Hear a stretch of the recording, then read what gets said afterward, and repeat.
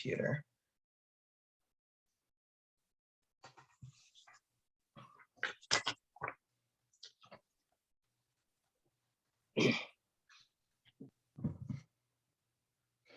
Hello, I'm Wendy Brickman of Brickman Marketing, host of the monthly Brickman Banner Show. And today is my very special guest. I'm pleased to have Lou Panetta. He's president of the California Grand Jurors Association. Let's start over. So I can't say juries, I have to say jurors. Correct. Let's change the name of your organization. Okay, we're going to start over, which we can do. Well, wait a minute.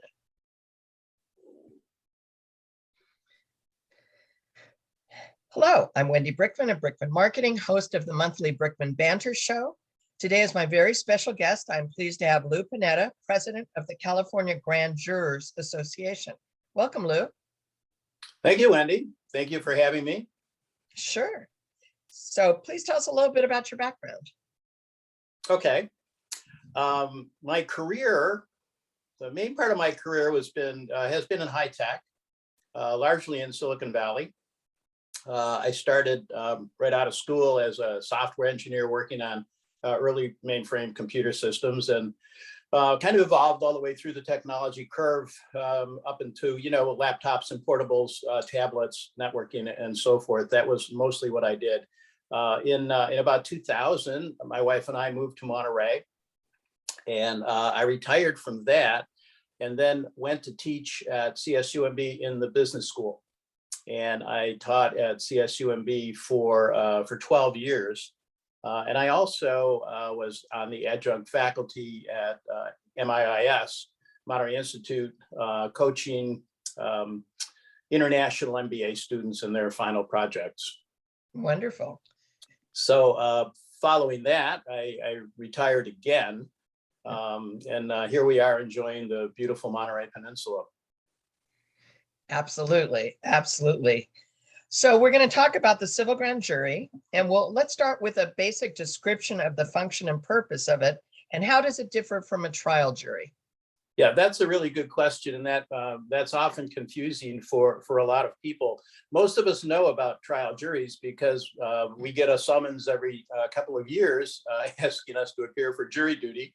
And largely what I hear when people get the summons is, I really hope I can get out of it. But obviously the trial jury system is very, very important in the entire judicial system. So if you get called to jury duty, please go. But that's the one we're familiar with, where somebody is charged with some criminal offense, and then a jury of their peers listens to the evidence presented by the prosecution and the defense, and then they come to a verdict as to guilty or not, and that's mostly what everybody knows about. Often people know about the criminal grand jury, which is where the district attorney would turn over evidence to a criminal grand jury to be reviewed and determined as to whether there was enough evidence to bring someone to trial. If they determined there was enough evidence, the grand jury would bring an indictment and the district attorney would make a charge. That's not the civil grand jury. The civil grand jury is much different, and that's really what we're here to talk about today. The civil grand jury is a body of citizens that is given unfettered access to review and investigate local governments. We only have this in California. It has been called for in the California Constitution, which was, as we know, signed in 1849 right here in Monterey. And it calls for a civil grand jury where citizens can look at local government. Local government is the key because the civil grand jury doesn't look at state government agencies or federal agencies.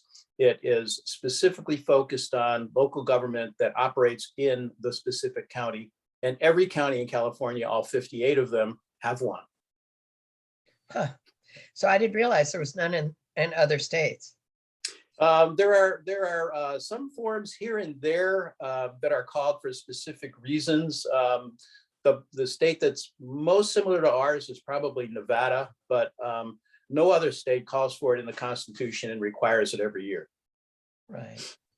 So can a civil grand jury investigate a federal agency, or you said you can't do a state agency? No, it has to be local. It has to be something in the county. It has to be any government entity in the county. So that includes school districts, community college districts, um, and any special district, any joint powers authority, housing authorities, cities, city councils, any county agency, any elected official, but it has to be in the county in which it's drawn.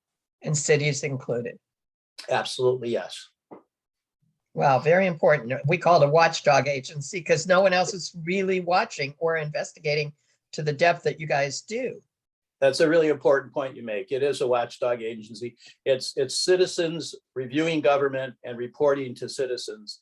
And you know, in our form of government, the government doesn't excuse me, the people don't serve the government serves us. And we have a few tools to make sure that system stays in place. We have our Bill of Rights, we have the ballot box, the secret ballot, and the things we know about. But the civil grand jury is equally important because it gives the common citizen the right to walk into the mayor's office or the city manager's office or the county supervisor's office, ask for records, review them, interview them, and conduct an investigation, and then turn around and report to the public. So the average citizen can't do that? Without the average citizen can volunteer to serve on the grand jury, and there are public records available in a lot of things. But to walk in and just demand from the mayor and turn around and write a report where the mayor or the elected official then has to respond as prescribed by the penal code, no, that wouldn't happen. Right. This gives you the background and the strength, kind of to be able to do so. Yeah, and it by law forces the investigated individual or department to respond. Right, which is critical. So why should Californians care about the civil grand juries? Well, just because we're the only state that allows a citizen to join an organization that gives them the power to do that, to investigate something. And by the way, it doesn't. When people think about grand juries, they think of criminal grand juries where we're always looking for something bad or some offense. And often the civil grand jury will review an agency and conclude that they're really running it pretty well and they're efficient, effective, and doing what they should do. So, you know, that happens too. It's not just things that are wrong. But right. The ordinary Californian should care because it's absolutely a tool that they can get involved with themselves and participate in this process, which really is one of the truest forms of democracy. And the elected officials have an ethics code and an ethics exam that they're supposed to review and pass. They do. Avoid conflicts of interest. And, you know, this keeps them more focused on doing the right thing for the citizens. And yeah, I'm not saying that anybody overtly doesn't, but things happen, or they may be out of their depth of understanding. I don't know. Yeah, the Fair Political Practices Commission requires that elected officials take a 2-hour certification. It's online. Anybody can take it, by the way. It's kind of interesting. Yeah, they're required to do that and submit a certification. And it is about transparency. It's a lot about open meetings, a lot about recusal and conflict of interest. Yeah, I find it fascinating. I serve on a board, and every 2 years we take that online, and it always is very, very thought provoking. So yeah. People who, it is, and yeah, certainly that conflict of interest is really important when, you know, when someone's voting on something. You have to be very cognizant. And they ask you, who are your clients sometimes, and could there be a conflict? And oh, sure. Yeah, it's a really powerful tool. It is. So give us a little bit more historical perspective on the civil grand jury. Yeah, the concept of the civil grand jury started in the 1600s in England, where common citizens would review, and they didn't have governments organized as we have today, but there was leadership, and they were continually being looked at and reviewed. That concept came to America really in the Plymouth and Jamestown settlements, where when the people got here, they wanted to know what the leadership was doing. They selected leaders, not necessarily through a ballot box, but they did. And they put in place the mechanism to look at that. So that kind of percolated along until really again in 1849, when we signed our Constitution. It was codified in the Constitution of the state. And you can go look at it, easy to find, Article 1, Section 23, there it is, calls for a grand jury every year. That's important. That's critical. And because there's been so much corruption throughout the ages, I would say. And this is distinguishing us from a monarchy who probably was never examined very thoroughly. Sure, right? sure. I I had the privilege of traveling in Africa not long ago and had dinner with one of the guides, and he asked about our lives, and we were getting to know each other. And I told him about the civil grand jury, and his comment was, in Africa, that would be very risky. Wow. So we're really lucky to be able to do this. Wow, risky, huh? In other words, they know who you are, and you may disappear if you say something that displeases them. Basically, is that what you're implying here? Well, implying he's, when he asked about the actual activity, I said, so we can request a copy of the budget, and then we could look at the expenses and the spending, and we could look at their email and their records. So we could look at any of that. And of course, if you think of the forms of government in some of the other countries, that would get you in jail. If that would put you in jail. So anyway, I like that it started so long ago, and I like that it continues because it is critical. Absolutely. So let's talk about some of the details about the activities and the objectives of the civil grand jury.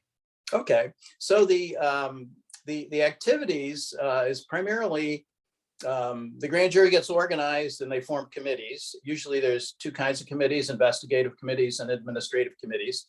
The investigative committees are probably what we're more interested in and focus on now, but there will be a city committee, a county committee, an education committee, a law enforcement committee, a finance committee, anything like that they think that they are going to find interesting serving their term.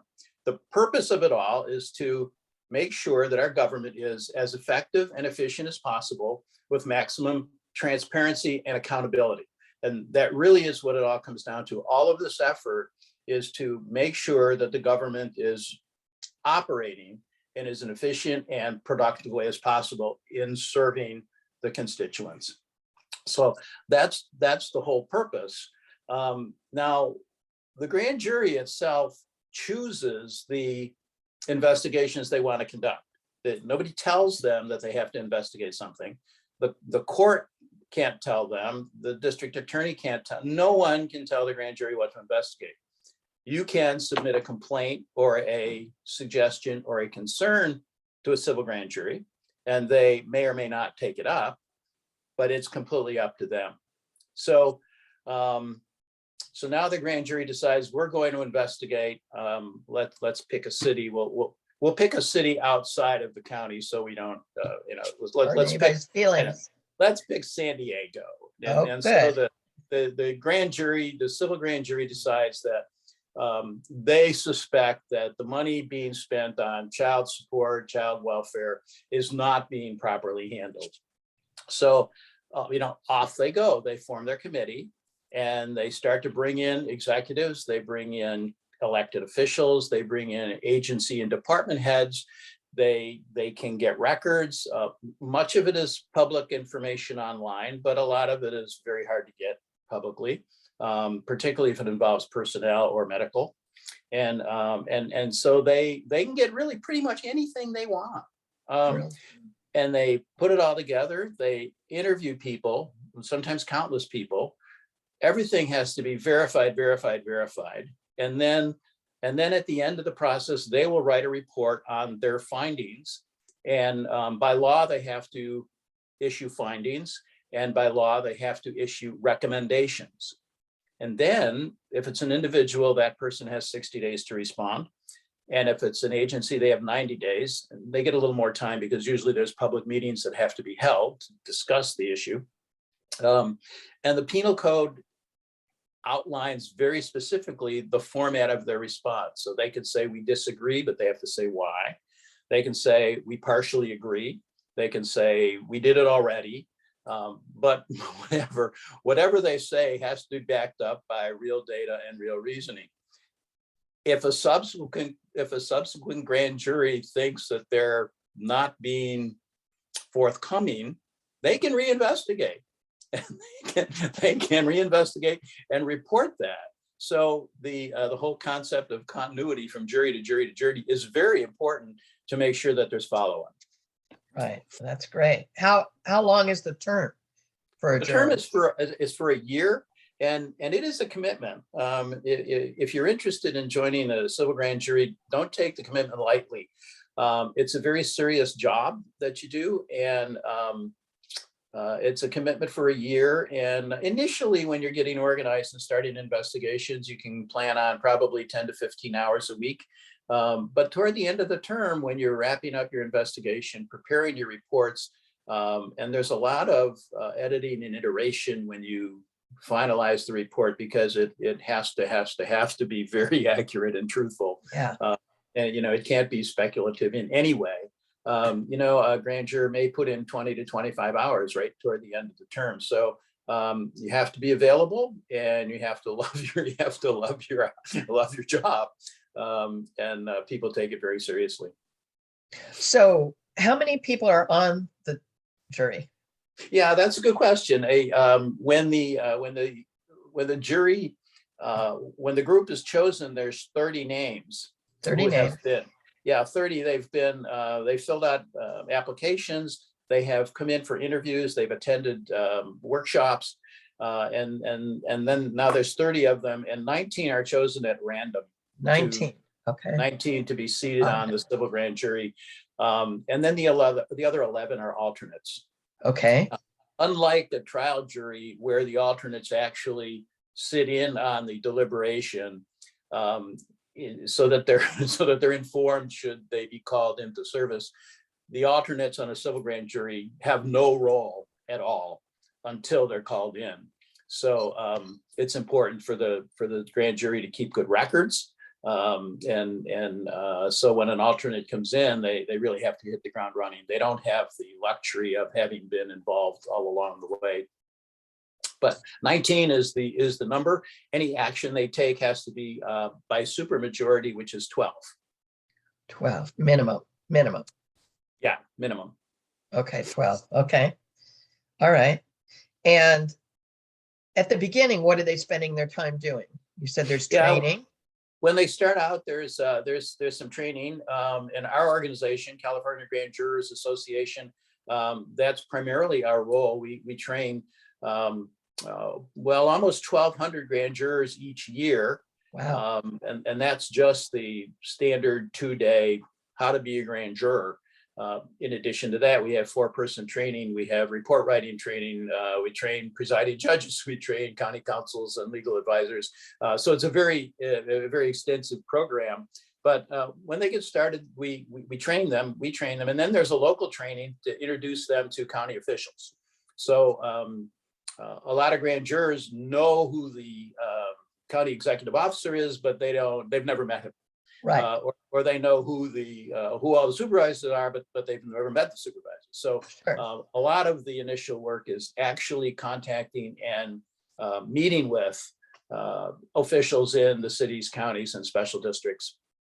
Is that done as a group or individually? Yeah, it's usually done as a group. The other interesting thing is the civil grand jury in each county is charged with reviewing and inquiring into the county jail and any state prison in the county. So, for instance, in Monterey, we have 2 state prisons, and that's really the only state agency that the grand jury can look at. But that's always a very fascinating exercise when you go to a maximum security prison and take a tour and look around. So that all happens at the beginning. Most of it is largely familiarity with county operations and city operations, district operations. Yeah. After that, they select their investigations. As a group or individually? Well, if you recall, I talked about various committees. So if there's let's say there's a law enforcement committee, they would decide we're gonna we're going to look at the police department in this specific city. And they'll start with an inquiry. They'll go over there and they'll take a look and they'll interview some people and then say, well, we can make a difference here, or, this is probably not a good place for us to spend our time right now. And so the grand jury itself decides which investigations they're going to pursue. Often they will go and look at something, some agency or group, and they'll decide not to do anything about it. But because of the confidentiality of the grand jury, they can't report that.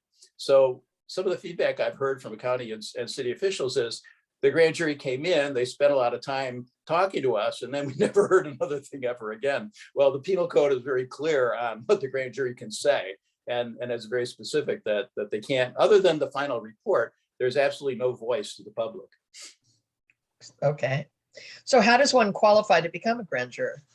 Yeah, it's you have to be, it's pretty easy. You have to be at least 18 years old. You have to be a US citizen, and you cannot be a felon. And other than that, anybody with the time to do it we really welcome to come and apply and get on board.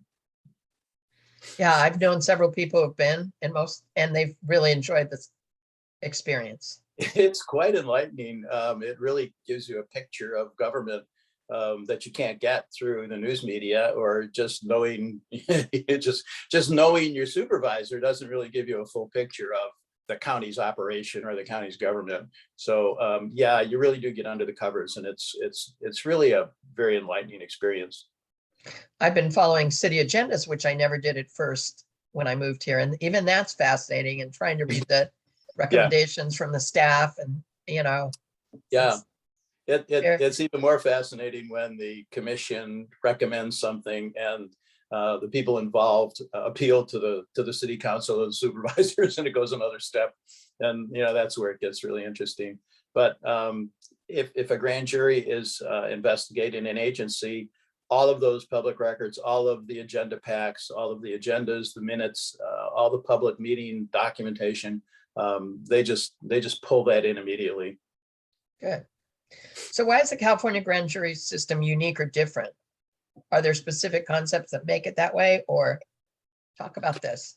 Yeah, it's unique in that we're the only state that has it. Right. I did not know that. and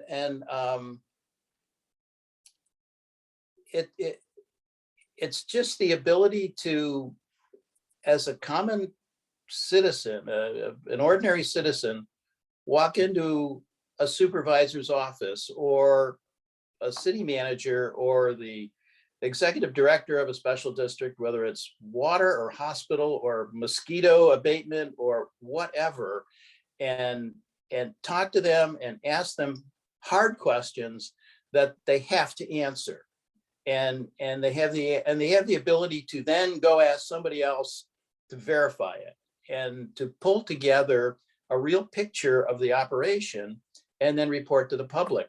That's pretty unusual. I mean, yeah, anyone in any state government, any county government can order a grand jury to do this, but we're the only one that mandates it. So I think California is pretty special in that way. And, there's lots of things to look at in California. That's my thinking. There's so much you could potentially scrutinize. California has 5,000 local governments. That's wow, not 5,000. Not including federal, and over 4,000 of them are special districts.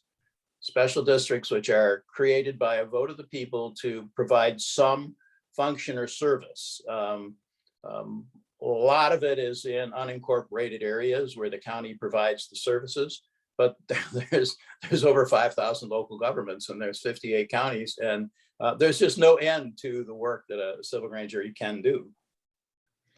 When you select your topics, how many typically per year?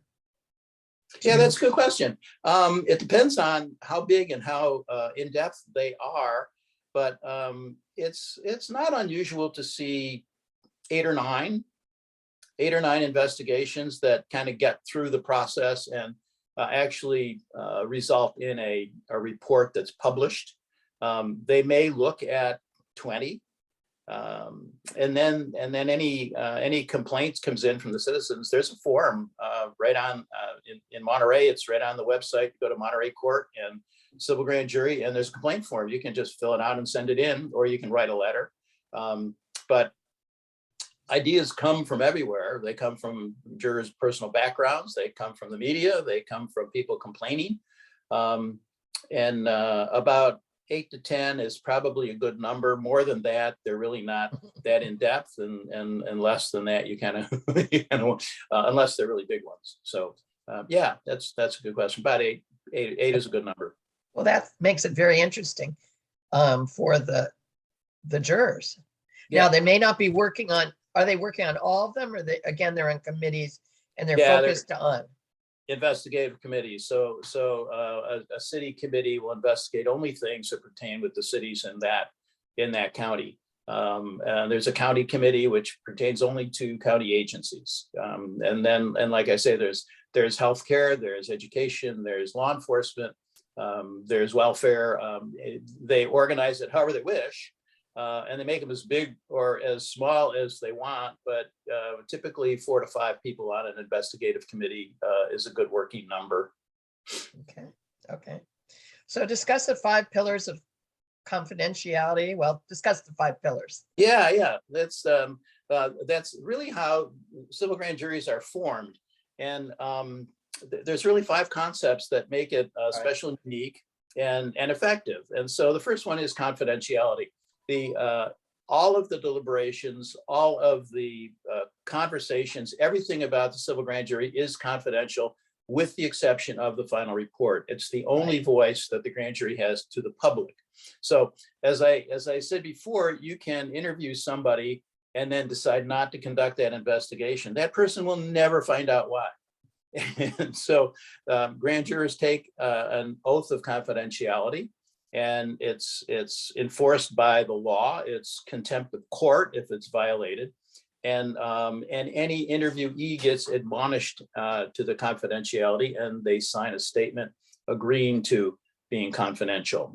Again, enforced as contempt of court. So that helps in 2 ways. It makes sure that the grand jurors themselves have the freedom and comfort to say what they need to say. Without any kind of concern that their comments or their beliefs or their opinions will be public. And it also gives the interviewee the comfort level that whatever they tell the grand jury is not going to come back in any way that would identify them. So it really is, it's a difficult situation if somebody being interviewed in an investigation is worried about them getting in trouble with their boss, or getting their boss in trouble, or anything like that. So confidentiality is really the first, I call them pillars, is the first pillar that makes the system work. Absolutely. The next thing is the grand jury is independent. I stated earlier that the judge can't tell the grand jury what to investigate or what to report, and neither can the district attorney or anyone. A county supervisor can ask the district attorney to investigate something, but the county supervisor will never know if they do or they don't until there is or isn't a final report. Right. And so the grand jury is completely independent. It operates on its own. It decides what to investigate. It makes its own rules of operation. And the independence of the grand jury is another very, very key thing, another very key concept. The next one is what we call continuity, and it kind of dovetails with independence because the grand jury is not associated at all with the previous grand jury, nor is it connected at all to the subsequent grand jury. Now, if an investigation is not finished, the grand jury may pass the investigative files forward, but the next grand jury has to start the investigation again. The files are only background information. So because of the confidentiality, that's as far as that'll go. Now, the continuity concept is important in terms of effectiveness because a grand jury can look at previous reports and they can determine if the responses were in compliance with the code. They can if they go back a few years, they can look at the agency that says, we agree and we'll implement the solution. And then did they? And so the grand jury itself doesn't have the authority to issue a directive that's enforced by the law or the court. They don't have that authority, but it can go back and say, you said you would do it and you didn't, and report that to the public. So, and the public can do whatever they wish with the information. They can recall an official, they can vote them out next time. It's completely up to the public to take that information. So continuity is an important part of making the grand jury process very effective in getting things done. And then we have the pillar of ethics. There's very specific code for grand jurors in terms of recusal. If they have any relationship with someone being investigated, particularly if they worked for one of the agencies or cities in the last 3 years, a lot of rules like that. And so we spend a lot of time on professionalism, treating officials properly and respectfully. It should never be a witch hunt. There should never be an axe to grind. It has to be a very professional and ethical approach to everything the grand jury does. Lots of training in that place. And then the last one is collegiality. The grand jury is a collegial body. It's like the Supreme Court. Everybody gets one vote. Everybody has the same voice. Nobody is the boss. And it operates that way. The difference in the Supreme Court is the grand jury doesn't issue a dissenting opinion. The grand jury report is the grand jury's report, and that's that. All right. Well, let's take a quick break. And when we come back, we'll learn lots more about the civil grand jury. Okay. Thanks, Wendy.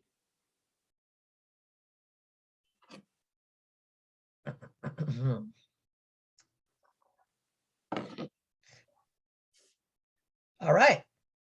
Welcome back to the Brickman Banner Show.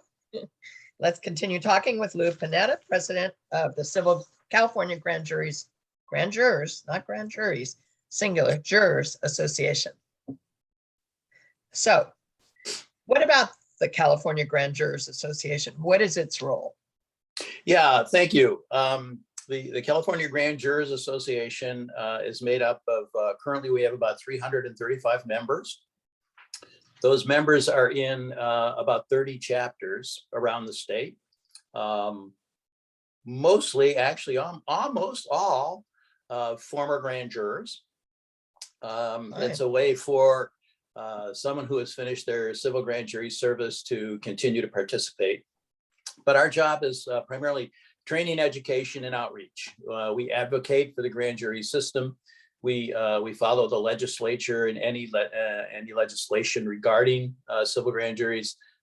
We advocate and lobby for the freedom of the grand jury to continue its activity and its operation to continue to do its work.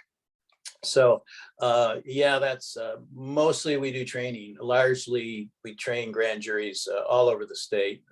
Again, I think we train in, out of the 58 counties, I think we train in more than 50 now. Great. And that keeps a consistency going, right? Yeah, absolutely. And we continue to improve. Over the last few years, we focused on report writing. We have a report writing template on our website under resources, so they can download it, they can use it, edit it, and edit into that template their findings and their recommendations and their procedures that they used. So mostly it's continuing to support the courts. We help the courts recruit grand jurors. We help the courts interview grand jurors. And largely it's making sure that every county has the best and most competent grand jury every year that it can possibly get. Great, very important. So let's talk about investigations. How are they chosen? And does the court or county government have any say or influence? Nobody has any say or any influence. No one can tell the grand jury what to do. I love that. You know, one of the pillars was independence, and it really is independent. You know, the presiding judge has to approve the final report, but the approval is only does it follow the law. The presiding judge can say, has no influence or can say anything about the content, the recommendations, or the findings. So the grand jury is completely independent. But the grand jury will get investigative ideas from really three sources. It's their own experience, something they're interested in. If they're going to interview, you might have somebody on the grand jury who is a CPA or has government finance experience and background. Largely, you have to have people that understand that area of investigation to make it effective. So a lot of it just comes from internal. But grand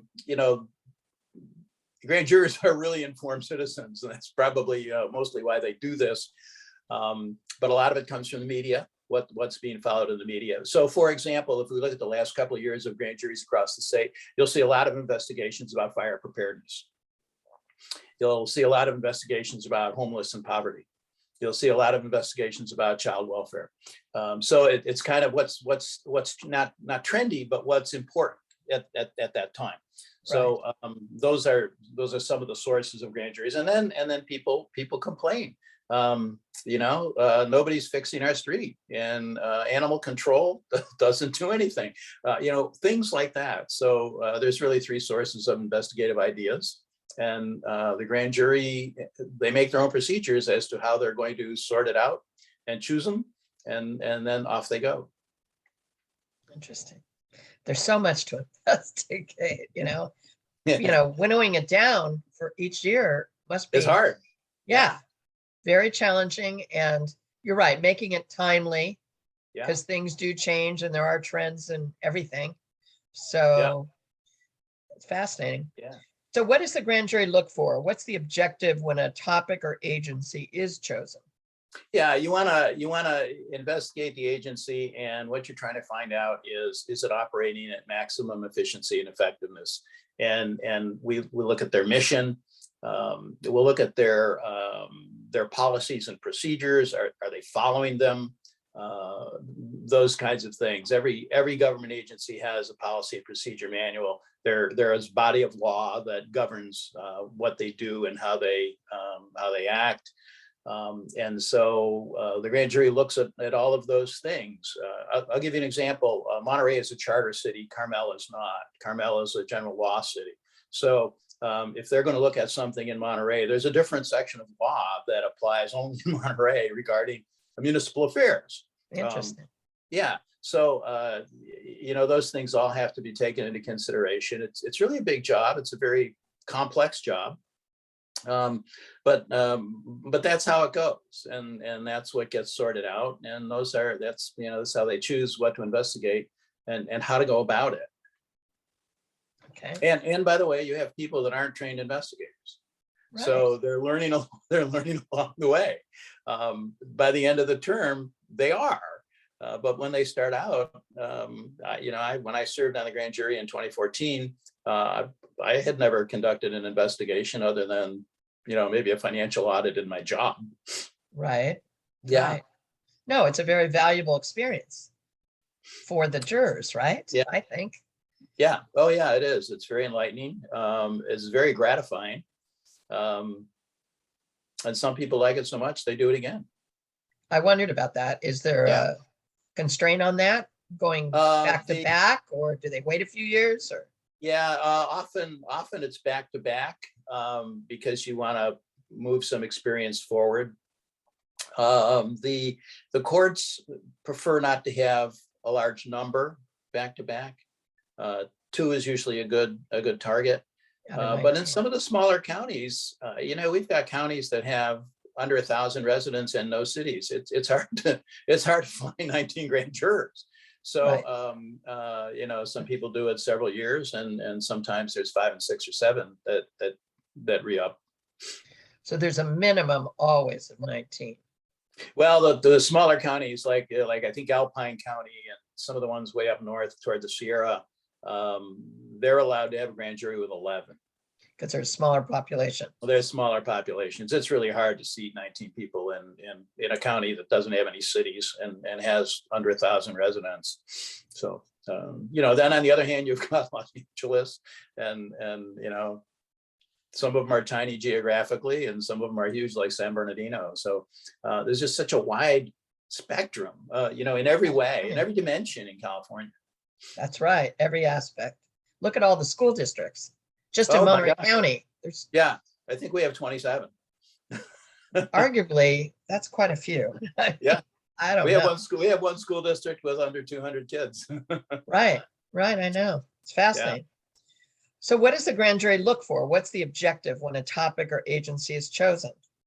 Yeah, we want to look in. We want to go in there, and of course, what we're hoping to find is everybody's honest and hardworking and productive, and then things are clicking along like they should, and they're following their procedures, and they're staying under budget, and they're setting objectives at the beginning of the year and achieving them throughout the year. I mean, that's really what you start out with, and then you see where it's not clicking exactly right, or maybe it is, and you report that.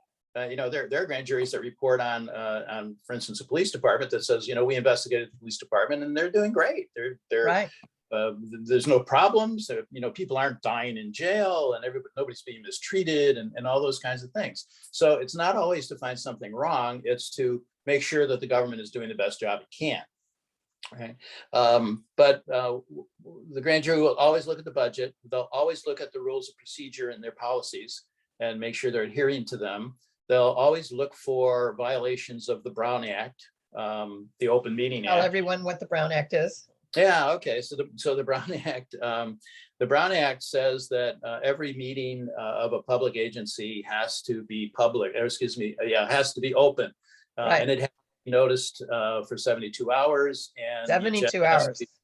The agenda has to be published, and they have to stick to the agenda.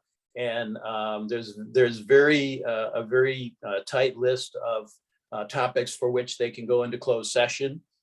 Which And, are? Do you know what those are? Mostly it's personnel and it's contract negotiations. Yes. So leases, for example. Yeah, exactly. And I'm sure you're familiar, Very with familiar. all of that, with the work that you do in the city. Yes. So that's and it talks about having to have a quorum for any kind of a discussion. You can't have a serial discussion. In other words, one councilman can't talk to another councilman, who in turn talks to a third councilman. And if there's only 5, that's considered a quorum, and that's a serial meeting, and that's a violation. So there are lots of things like that. So the grand jury will always look at the open meeting laws and make sure that they're being adhered to. Mostly it's are they playing by the rules, and are they doing a good job? Right. And are they playing by the rules, and are they doing a good job? Exactly. Yeah. And knowing that somebody's watching them is a very, very powerful thing. So Yeah. that, usually Right. I think they come at it with, really good intention, but things can get complicated very quickly. So Things do. housing, for example, is a very complicated. Affordable housing, homeless housing. Yep. Yeah, Yeah. absolutely. All those things. And they're very complex. There's lots and There's lots of state mandates now, Mhm. Right. let alone waters. Water is Yeah. a very, very complicated issue. There's state Yeah. Well, mandates. and things things that we don't think of, like joint powers authorities never really I won't say never, but rarely get looked at by anyone. And it's interesting because the JPA is not an elected form of government. It's a contract between 2 other forms of government. And so it's really hard for the public to know what the heck is going on. And mostly they're about financing, they're about group insurance, they're about bonds. And that's very complicated stuff. And it doesn't really get reported out very much, and it doesn't get looked at very much. So that's just a really fascinating area for civil grand juries to go take a look. And then some of the more obscure special districts, we have a cemetery district, we have a mosquito abatement district, and things that, all we hear about is the water district, right? Right. But there's really a lot of other things to look at that impact us. Right. I almost imagine that do you present to the jurors when they're trying to determine what to focus on, a list of potential organizations that could be investigated?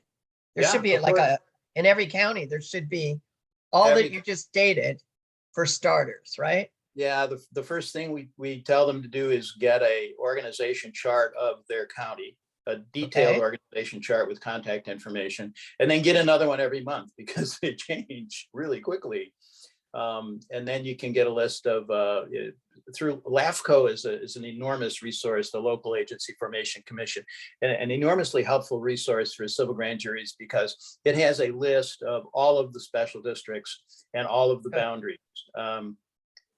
And then all of the cities, of course, and the spheres of influence and all the things. So we tell the grand jury in our training, immediately go to LAFCO and you can get the lay of the land almost entirely for your county right there. And we encourage everybody to do that. It's online, it's easy, you can call them. The law says they've got to tell you, they've got to answer your questions. So it's a ton of information that's really interesting that anybody can go get.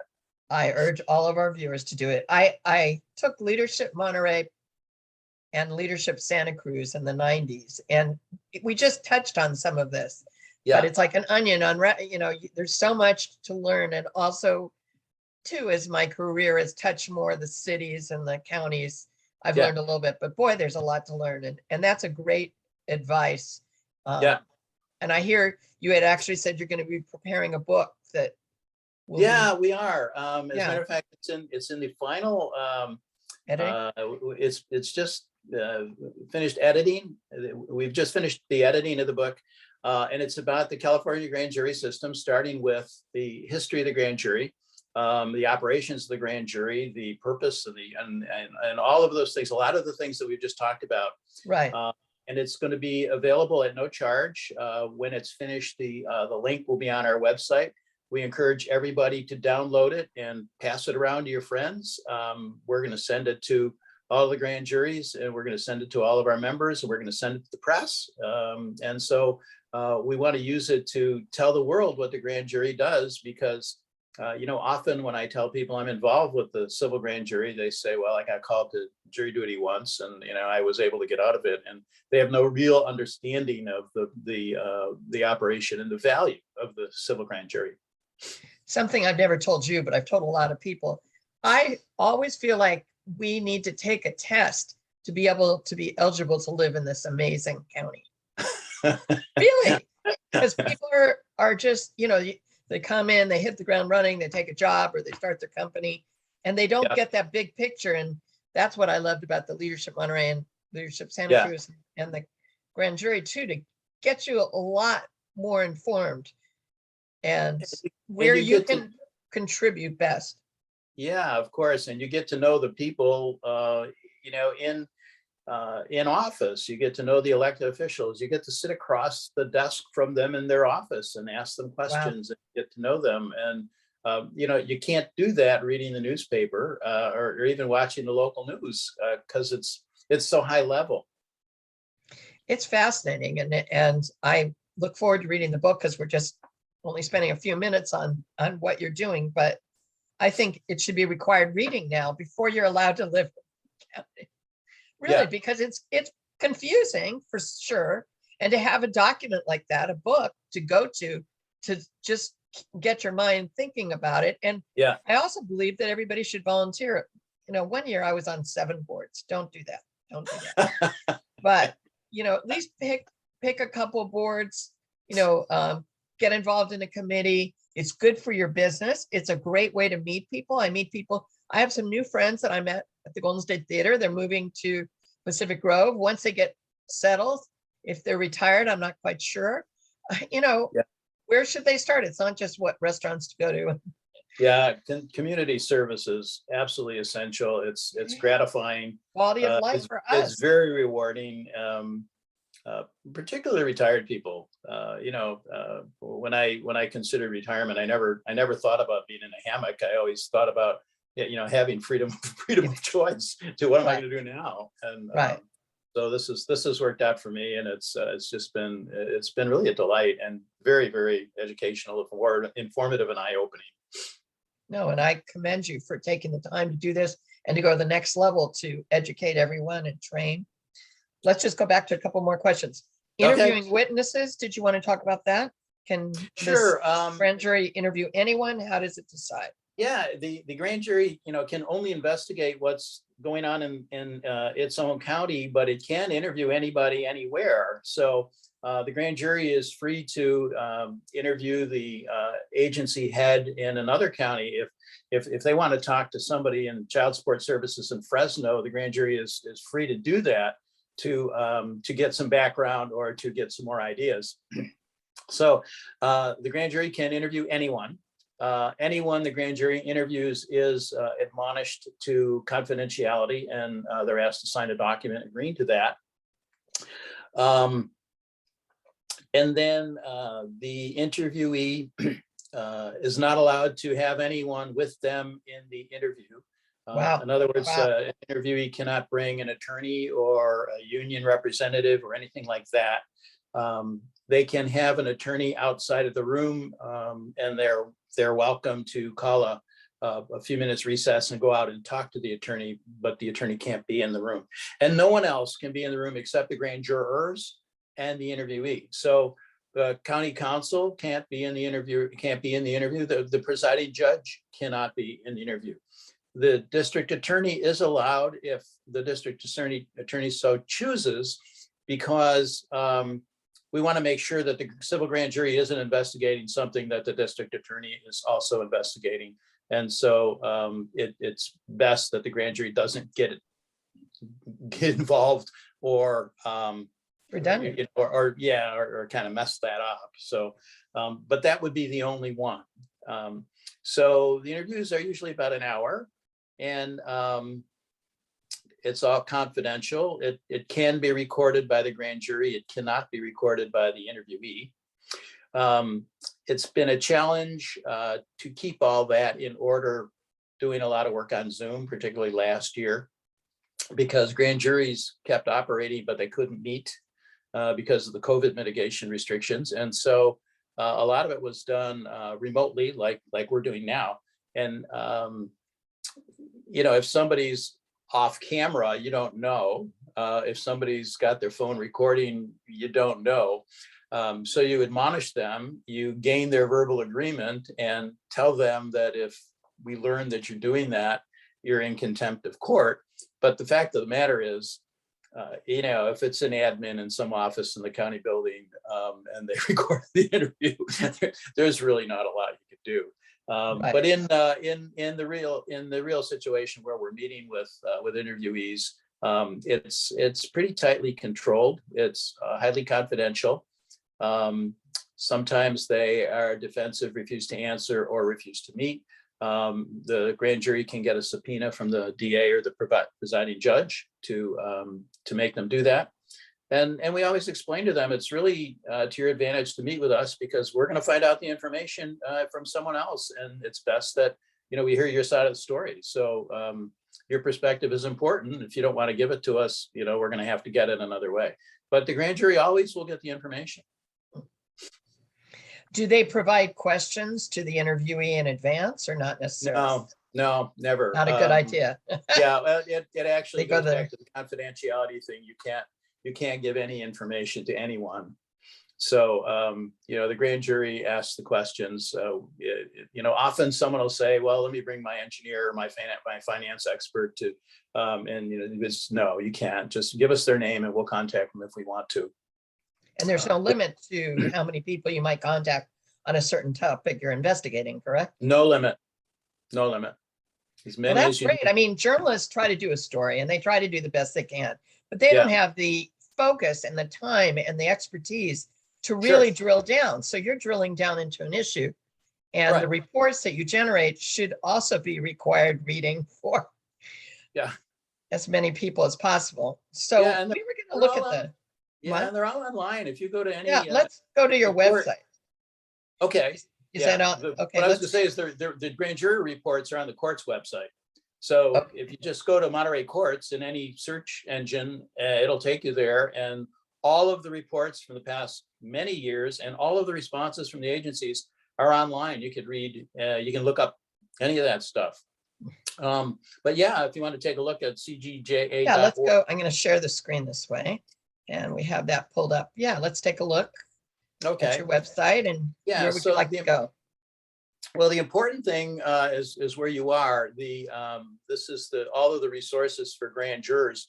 Our website is all about supporting the grand jurors and our members. It's not a promotional website. We don't do advertising, but everything you need there, you can see. There's search topics is really important. The first thing is the California Code. So that's the law, and grand juries have to consult the law. So they can put in any topic and search it that way. The next thing is our grand jury or our association journal, and they go back for years and years, but that's all of the grand jury, the grand jurors journals that have been published over the years. But the last one there, the search grand jury report topics. So let's say my grand jury has, we're going to look at fire prevention, and we're going to look at fire districts. They would be able to click on that and then go to put in the report topic that they wanted to search. And it would give them a list of all of the reports and investigations that have been conducted by all of the grand juries in all of the counties in the state over the last several years. So you can see what other grand juries have done, what they found, what they reported, what they recommended, and you can see what responses were made and given. So just an enormous wealth of information for sitting grand juries just in that area. Local government information goes through all of the different kinds of governments that we have. I mentioned JPAs and special districts. There's hospitals. There's all kinds of other government forms. There's housing authorities. There's school districts, community college districts. There's all kinds of things. And that's a ton of information about all of that stuff. The last one down there that you can see is sample documents. This is an enormous list of various documents that a grand jury will need throughout their term. For example, someone sends in a complaint. They're not able to say, we're going to investigate this or we're not going to investigate it. All they really can say is, we acknowledge receipt. And so there's several examples of a letter that they can use that is legally sound, that they can just use and go, and they don't have to recreate. We don't have to recreate everything. And then there's websites for every other grand jury and every other court in the state. This is really, kind of the mother lode of information for sitting grand juries. No, it's valuable, and it's a great website. So to find out more and to apply to be on the grand jury, what would you, to wrap up here? If you're interested in serving on the grand jury, you would go to Monterey County Court. Okay. And there is a click on for civil grand jury, and there is an application. And the application for the upcoming year would start in around April, because the grand jury term begins in July with the county's fiscal year. So you'll start to see ads in the newspaper and some notifications by the court that they are recruiting grand jurors. So April is the magic time for that. I assume you can submit an application now. I guess I don't see why not, but nothing will happen until about that time. Well, I would urge everyone to really explore that website. And are you available for questions? Or their email questions? Absolutely. All right. I'm happy to do that.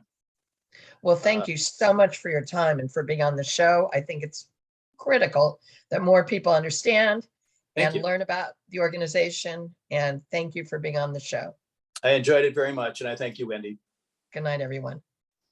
Bye-bye.